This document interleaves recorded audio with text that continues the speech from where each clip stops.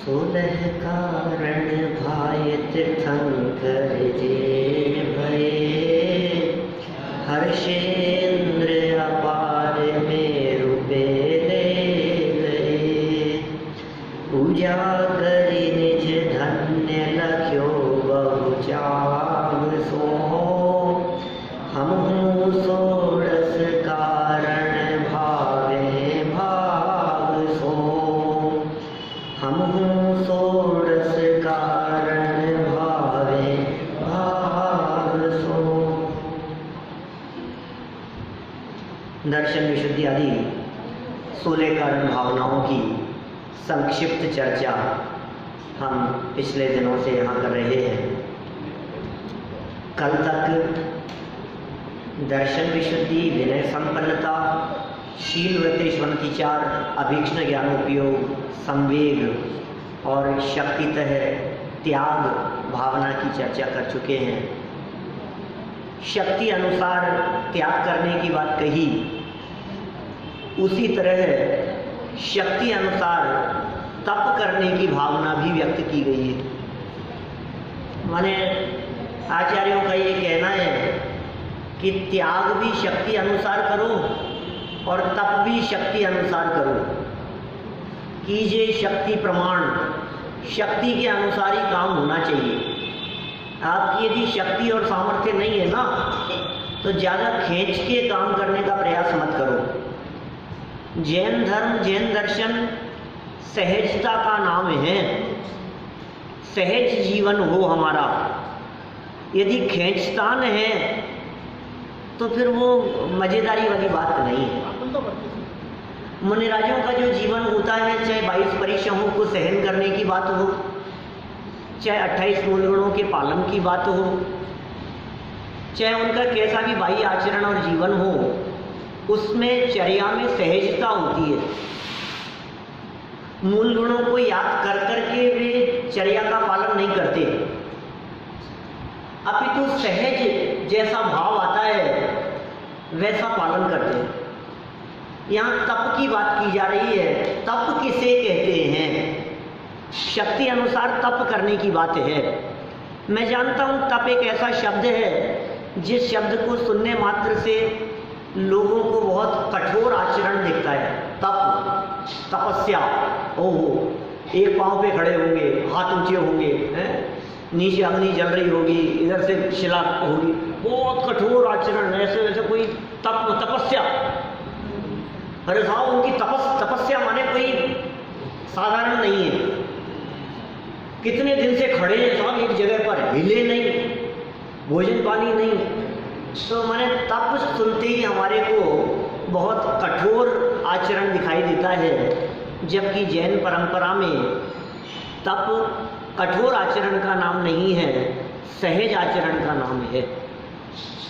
बाह्य क्रिया का नाम तप नहीं है, अंतर में इच्छाएं मिट जाने का नाम तप है। आपने यह उक्ति जरूर सुनी होगी, इच्छा निरोधस तप है। सुनिए, इच्छा निरोधस तप है। इच्छाओं के निरोध का नाम तप है। वीरसेन स्वामी ने धवला में लिखा है। इच्छाओं के रुकने का नाम तप है।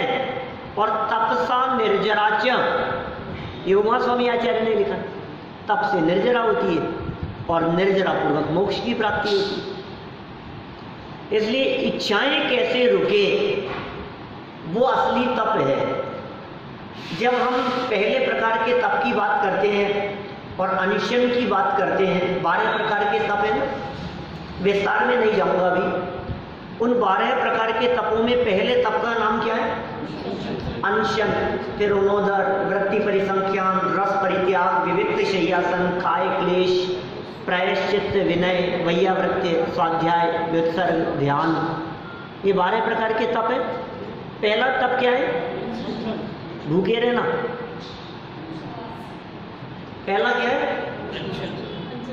उपवास, माने भूखे रहना। आपको अनशन नाम का तप, जो पहला तप है, वो सुनते ही क्या याद आता है बताओ? भूखे रहना ही याद आता है। भूख हड़ताल, भूखे रहना, यह अनशन है। भोजन छोड़ दिया, अनशन पे बैठ गए, उपवास है आज तो इनका, भोजन नहीं करेंगे। सुनो भाई, इच्छा निरोधक तप है, इच्छाओं के रुकने का नाम तप है। इसका मतलब भोजन की इच्छा नहीं रही, भोजन का विकल्प नहीं है आज हमारे को, उसका नाम अनशन नाम का तप होगा। भोजन नहीं करना ये तो उसका प्रतिफल है। भोजन नहीं करना ये तो जब आपके मन में ही इच्छा नहीं हुई तो भोजन की प्रवृत्ति भी नहीं हुई।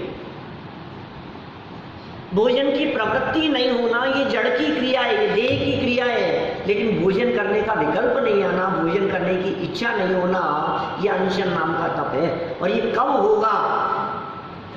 जब बाहरी भोजन का त्याग हो और अंतर में भोजन हो। अंदर में आनंद का रसास्वादन हो तो बाहर में भोजन की परवाह नहीं होती है, फिर बाहर में भोजन का विकल्प नहीं आता है। एक चीज छूटती है तो दूसरी पकड़ी जाती है, एक को पकड़े बिना दूसरी छूटती नहीं है। पढ़ाई छोड़ दी, क्यों? क्योंकि बिजनेस शुरू कर दिया। समझ रहे हो? कोई काम आपने छोड़ा है तो कुछ पकड़ा है आपने। एक काम छोड़ने पर दूसरा पकड़ना होता है। आप 8वीं सीढ़ी पर आ गए, इसका मतलब 7वीं सीढ़ी को क्रॉस कर दिया। एक छूटेगा तो दूसरा होगा। जब हम विद्यार्थियों का विदाई समारोह करते हैं यहाँ महाविद्यालय में, तो हम ये बात कहते हैं, विदाई का अर्थ चले जाना तो सारा जगत समझता है, लेकिन विदाई में आगमन भी छिपा हुआ है। आप यहाँ से जा रहे हैं लेकिन कहीं जा रहे हैं, वहाँ आपके आगमन की तैयारी हो रही है। आप समझ रहे? तो छोड़ना और ग्रहण करना एक ही सिक्के के दो पहलू हैं। तो यदि हमने भोजन छोड़ा तो किया क्या, ये बताओ। अब यदि आपने बाहरी भोजन छोड़कर उपवास, उप माने होता है नजदीक, वास माने होता है रहना, उपवास नजदीक रहना, यदि आपने भोजन छोड़कर धर्म के नजदीक हैं, स्वरूप के नजदीक हैं, आत्मा के नजदीक हैं, अपने स्वभाव के नजदीक हैं, तब तो वो उपवास है।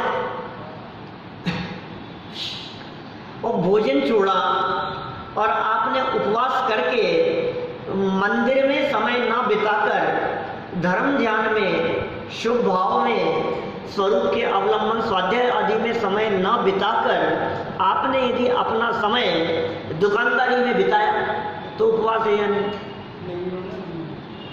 उस भोजन के त्याग को उपवास आप भी नहीं कहते हो। सुबह जल्दी में घर से निकल गए बिना भोजन किए हुए, दोपहर में किसी जरूरी मीटिंग में उलझे, अब भोजन नहीं हुआ, सुबह नहीं खाया और दिन में इतनी जरूरी मीटिंग थी कि वो भोजन ध्यान ही नहीं आ रहा था। अब तो भूख लगने लग गई, 3-4 बज गए, 4:30 बज गए। अब तो फटाफट कब मीटिंग खत्म हो और कब घर जाकर के भोजन करें। अब वहां से निकले और जैसे ही निकले तो रोड पर जन्माष्टमी का जुलूस निकल रहा था। क्या अब इधर से घुमाएं, इधर से घुमाएं, इतना ट्रैफिक, इतना जाम, क्या करें? क्या अब घड़ी दिखती जा रही है, अब क्या करें? घड़ी दिख रही है, ट्रैफिक दिख रहा है, बार बार में अब जैसे तैसे करके पहुंच जाएं, जैसे तैसे करके पहुंच जाएं, लेकिन एक लिमिट क्रॉस हो गई समय की और फिर हमारा भोजन का विकल्प रात्रि हो गई। रात्रि भोजन तो करते नहीं है, ये तो बचपन से त्याग है रात्रि भोजन का, तो रात्रि भोजन किया नहीं। बतलाओ, उपवास किया या नहीं किया?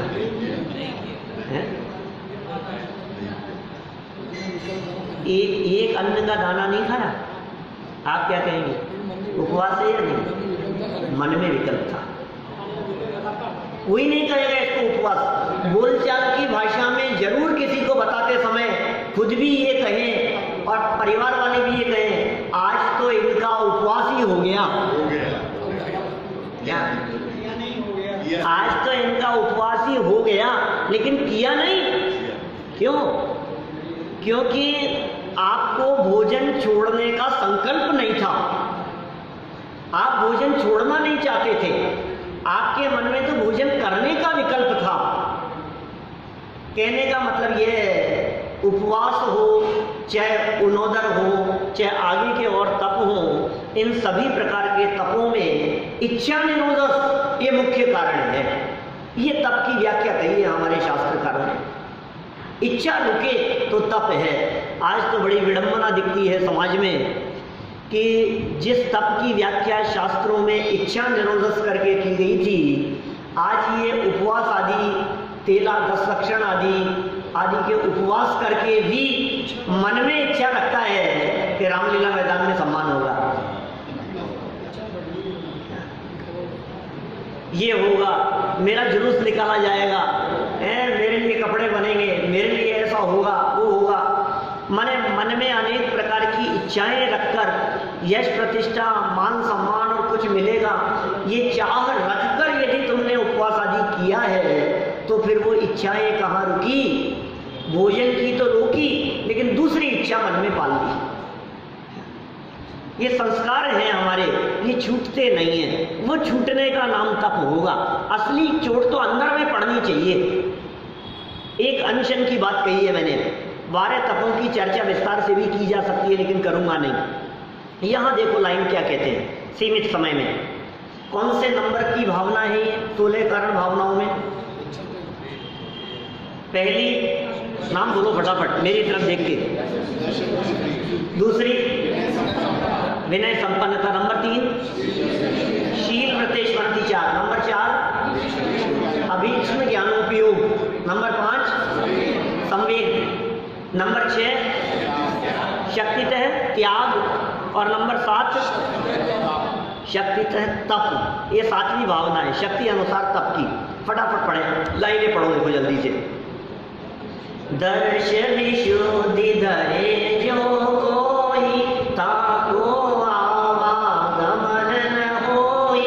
विनय महादारे जो प्राणी, शिव वनिता की सखी बखानी। बोलो सब।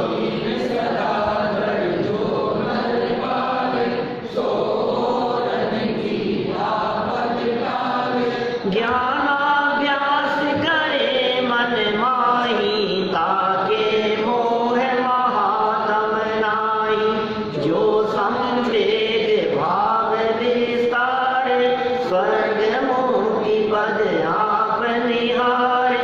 दान दे मन हर्ष विशेष, इह भव यश पर भव सुख देखे। आगे